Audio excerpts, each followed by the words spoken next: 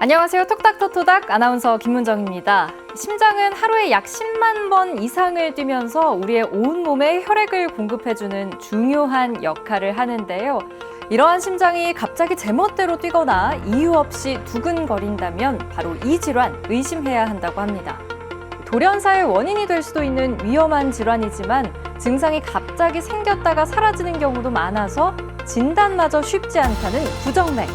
오늘 톡닥터토닥에서는 순환기내과 전문의 김선화 선생님과 함께 부정맥의 증상과 진단 그리고 치료 방법에 관한 이야기까지 나눠보겠습니다. 선생님 안녕하세요.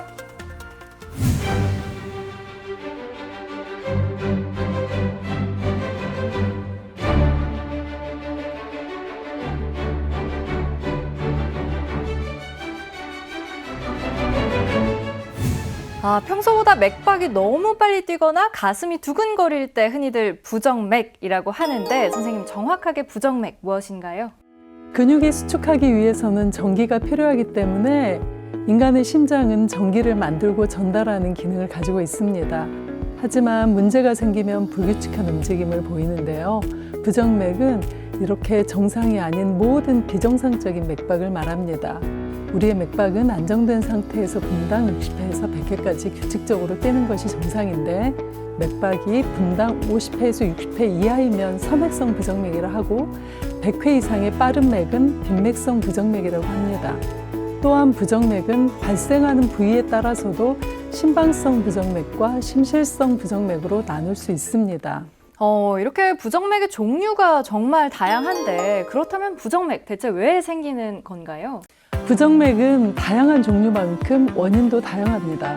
발작성 상심실성 빈맥과 같이 젊은 나이에 잘 발생하는 선천적인 원인도 있고 나이가 들면서 심장의 노화나 고혈압 또는 당뇨병 등 만성질환에 의해서 심방세동과 같은 부정맥이 생기기도 하며 심근경색증이나 심부전이 있는 경우는 심실빈맥과 같은 위험한 부정맥이 발생될 수 있습니다. 또한 빈혈과 갑상선 기능의 이상, 만성 폐쇄성 폐질환도 부정맥과 관계가 있습니다. 그리고 부정맥은 생활 습관이 매우 중요한 질환입니다. 특히 음주는 부정맥의 주요 요인이 되며 비만과 폭식, 수면무호흡증 등도 부정맥의 원인이 됩니다. 선생님, 이 빨라지거나 느려진 맥박이 금세 다시 정상으로 돌아오기도 하잖아요. 그렇다는 것은 이 증상이 갑자기 생겼다가도 사라질 수 있다는 건데 부정맥의 증상을 알아내기가 굉장히 어려울 것 같기도 하거든요. 이 증상에 대해서 구체적으로 좀 더 말씀해 주신다면요. 섬액성 부정맥은 주로 어지러움이나 호흡곤란 그리고 실신 등이 주요 증상이지만 기력과 의욕이 없거나 기억력이 떨어지는 것도 부정맥의 증상일 수 있습니다. 또한 빈맥성 부정맥은 가슴이 두근거리거나 답답하고 숨이 차오르거나 가슴 통증과 함께 식은땀을 호소하기도 합니다. 빈맥성 부정맥 중 심실세동이나 섬액성 부정맥 중 완전 방실 차단의 경우에는 심장지로 인한 돌연사의 원인이 될 수 있습니다. 선생님, 그러면 사실 우리가 스트레스를 받았거나 갑자기 놀랐을 때도 심장이 급작스럽게 빨리 뛰거나 가슴이 두근거리기도 하는데 이런 증상들과 부정맥은 또 어떻게 구분해 볼 수 있을까요? 맥박은 보통 일을 하거나 운동할 때처럼 몸에 혈액이 많이 필요할 때는 빨라지고 휴식을 취하거나 잠을 잘 때는 느려지는 것이 정상입니다. 그러나 간혹 일이나 운동할 때처럼 다른 것에 집중할 때는 느끼지 못하지만 쉴 때나 자려고 누워있을 때 두근거린다면 이것은 부정맥이 아닌 스트레스가 원인일 가능성이 높습니다. 갑자기 놀랐을 때 가슴이 두근거리고 맥박이 빨라지는 것은 정상적인 반응입니다. 하지만 맥박이 분당 130회에서 140회 이상이거나 불규칙한 경우는 부정맥일 수 있습니다. 선생님, 저는 사실 이 부정맥이 이렇게나 심각한 질환인지 잘 몰랐거든요. 그래서 평소에 심장질환 갖고 계신 환자분들이 아니라면 이 부정맥이 얼마나 위험한 질환인지 잘 와닿지 않을 것 같다 이런 생각도 드는데 선생님께서 만나본 환자들 가운데 조금 사례를 들어서 구체적으로 얘기해 주실 수 있을까요? 60대 여자분 사례를 들어드리겠습니다.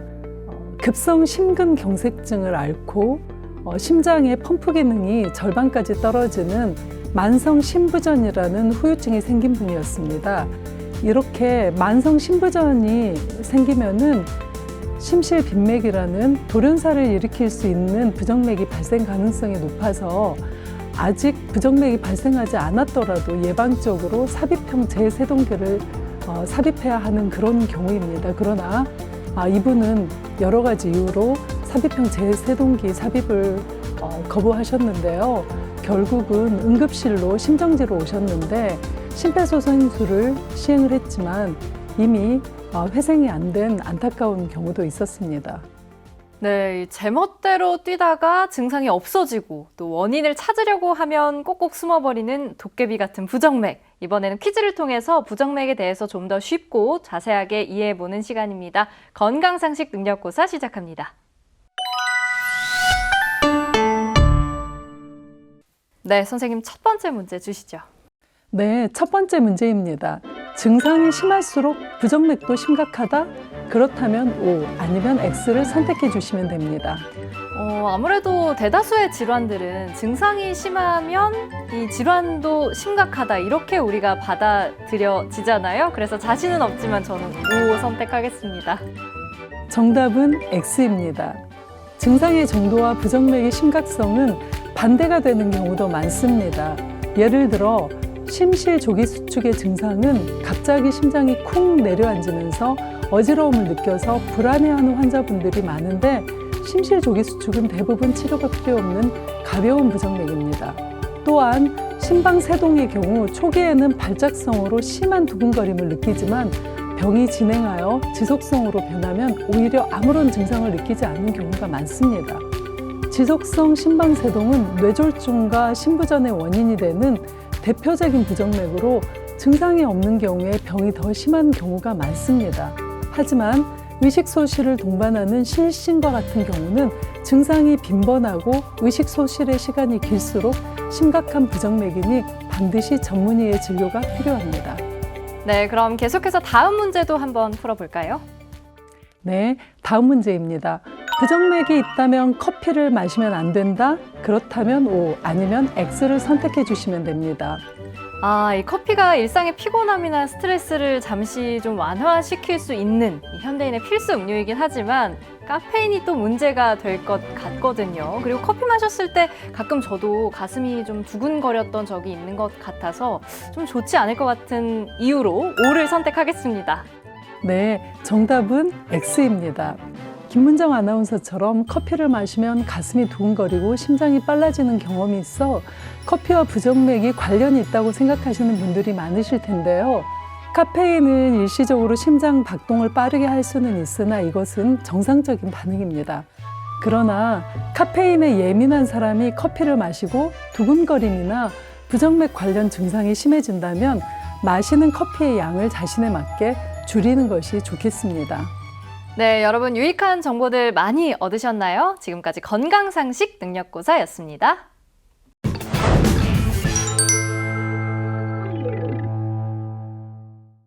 선생님, 이 부정맥은 증상도 다양하고 또 대부분의 경우에는 나타난 증상이 말씀하신 대로 계속 지속되는 것도 아니라서 진단도 굉장히 쉽지만은 않을 것 같은데요. 어떤 방법으로 진단을 하게 되나요? 심장에 흐르는 전기 신호를 피부를 통해 측정하는 것을 심전도라고 합니다. 부정맥은 대부분 증상이 있을 때 심전도로 측정을 해야 진단을 할 수 있습니다. 부정맥이 의심되면 병원에서 가장 먼저 하는 검사가 10초 심전도입니다. 부정맥은 심전도에 나타날 때만 진단되기 때문에 종일 지속되는 부정맥이 아닌 생겼다 없어졌다 하는 대부분의 부정맥은 10초 심전도에 나타나지 않을 때가 많습니다. 이 대부분의 부정맥 증상이 예고도 없이 갑자기 발생하는데 검사와 기록 10초 만에 진단을 내리기엔 조금 짧지 않을까 이런 생각도 들거든요. 네, 그래서 심전도를 조금 더 긴 시간 동안 할 수 있는 방법을 사용하기도 하는데 일상생활을 하면서 여러 개의 전극을 피부에 붙이고 검사하는 24시간 홀더 검사 그리고 하나의 패치를 1, 2주간 부착하고 검사하는 패치형 심전도도 요즘에는 많이 쓰고 있는 검사 방법입니다. 그리고 부정맥의 발생 빈도가 1년에 한두 차례로 매우 드문 경우에는 피부 밑으로 USB보다 조금 작은 크기의 기록 장치를 삽입해서 3년간의 증상을 기록하는 방법도 있습니다. 부정맥의 종류에 따라서 이렇게 치료 방법에도 차이가 있는 것 같은데요. 치료 방법들 구체적으로 설명해 주신다면요. 부정맥의 치료는 어떤 부정맥인가에 따라 달라지는데요. 보통 섬액성 부정맥은 약물로 치료하는 방법이 없기 때문에 인공 심박동기를 삽입해야 하고, 빈맥성 부정맥의 경우는 약물 치료와 전기 충격 그리고 시술적 치료가 필요합니다. 그리고 드문 경우지만 수술로 치료를 하는 경우도 있습니다. 부정맥의 종류에 따라서 이렇게 치료 방법에도 차이가 있는 것 같은데요. 치료 방법들 구체적으로 설명해 주신다면요. 흔히 PSVT라 불리는 발작성 상심실성 빈맥은 전극 도자 절제술이라는 시술로 95% 이상 완치가 가능하기 때문에 약물 치료보다 시술적 치료가 훨씬 효과적입니다. 그리고 심실 빈맥이나 심실 세동의 경우는 심장 안에 전기 충격 장치를 삽입하여 부정맥이 생기면 스스로 감지하고 전기 충격을 주는 삽입형 제세동기로 치료해야 합니다. 또한 심방세동의 치료는 보통 약물 치료를 2달 정도 해보고 약효가 없으면 고주파 전극 도자 절제술로 치료를 하는데, 요즘에는 냉각풍선 절제술이라는 좀 더 간단한 시술적 치료가 널리 시행되고 있습니다. 네, 선생님 마지막으로 부정맥과 관련해서 시청자분들께 당부 말씀 부탁드립니다. 심방세동과 같은 만성 진행성 질환은 치료의 시기가 늦어지면 뇌졸중과 같은 합병증의 발병 위험이 높아지고 정상 맥박으로 회복하기도 어렵습니다. 그러므로 평소 부정맥이 생기지 않도록 예방하는 것이 중요하며, 만약 부정맥이 생겼다면 조기에 발견하여 치료를 해야 합니다. 또한 음주와 비만, 수면무호흡증과 함께 과도한 스트레스도 교감신경계를 활성화시켜 부정맥의 원인이 될 수 있으니 평소 자신만의 스트레스 관리 방법을 알아두시는 것이 좋겠습니다. 네, 톡닥터토닥 오늘은 김선화 선생님과 함께 부정맥과 관련한 이야기 나눠봤습니다. 다음 시간에도 유익한 의학 정보로 인사드리겠습니다. 함께해 주신 시청자 여러분 고맙습니다.